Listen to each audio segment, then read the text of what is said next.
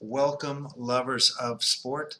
Our Race to the Bottom series has got to the second bracket for the Arena Football League. These were teams that were active between 1990 and 1992. There were several teams that were active during that time that could not be put on any Race to the Bottom list because they were very successful and a true joy to watch. There was one exception made here that I allowed the Washington Commandos a slot in our bracket, even though they were in bracket one, just because of the teams available. They were amongst the worst that was active during that time. Now, the teams that were active during that time: the Commandos, the Pittsburgh Gladiators, the Denver Dynamite, the Detroit Drive, the Dallas Texans, the Albany Firebirds, the Cleveland Thunderbolts, New Orleans Knight, the Orlando Predators, the San Antonio Force, the Sacramento Attack, the Cincinnati Rockers, the Charlotte Rage, and the Arizona Rattlers.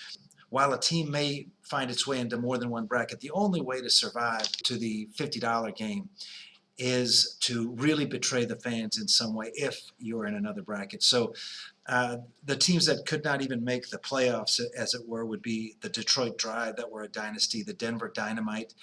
They had some amazing players, the Pittsburgh Gladiators, and of course the Arizona Rattlers were and are one of the best franchises in second-tier football.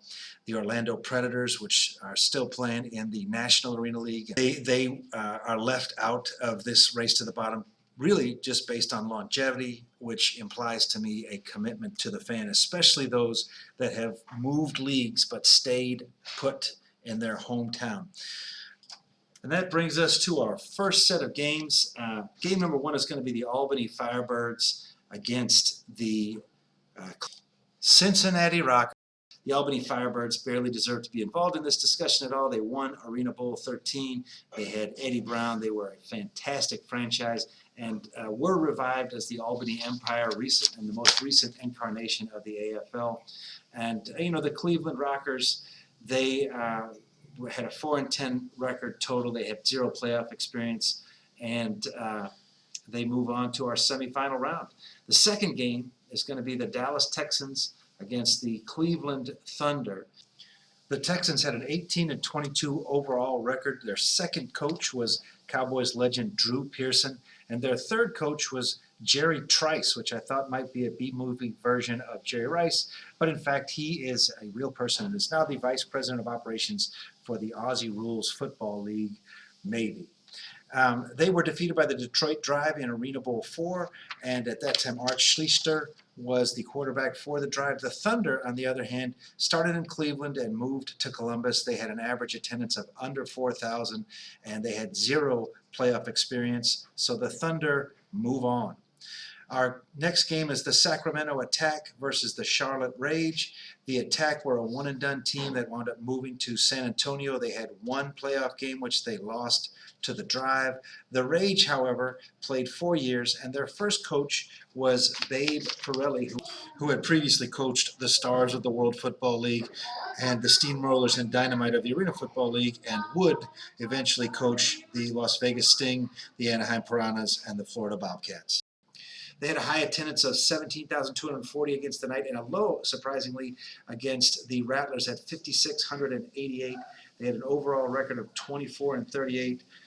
So the Attack survived.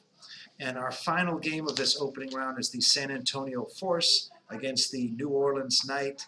The Force were a one-and-done team.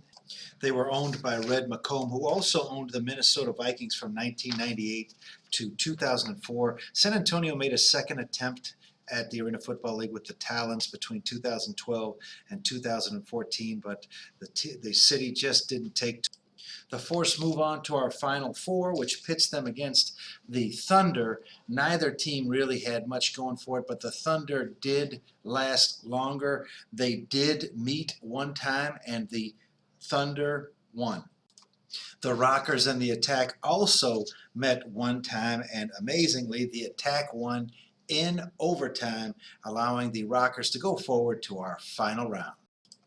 That said, despite their short life and poor performance, the Cincinnati Rockers were the better of the two teams, and so the San Antonio Force wins the prize as the worst team in the Arena Football League between 1990 and 1992. Please let me know what you think. Please put your comments below, like, and subscribe. Every pair of eyes is appreciated.